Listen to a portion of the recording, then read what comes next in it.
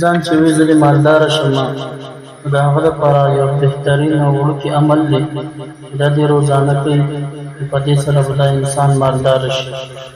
عمل چې کوم دی ډېر اسان دی خو د کولو په وخت کې احتیاط کول پکار دی چې په څه ټایم کې به کوې. عمل د سهار نور راختو په وخت کې چې دې نور ته مخامخ ودرېږي او دا عمل 300 کرته وکړي. دا عمل به جاری ساتي په هغې سره به انشاءالله د ده قسمت الله جل شانه کلو او دې به مالداره شي.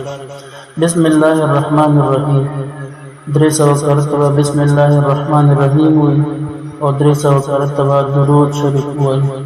دا عمل به د سحر نور راختو په وخت کې کوي او مخامخ به نور ته ودرېږي او دا عمل به شروع کړي.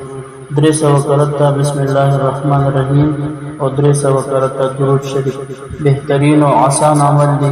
دا موږ به تاسو په خپل عمل کې راولو. الله جل شانه به د دې په بدل کې او د دې په وجه باندې زموږ قسمت پوره کړي.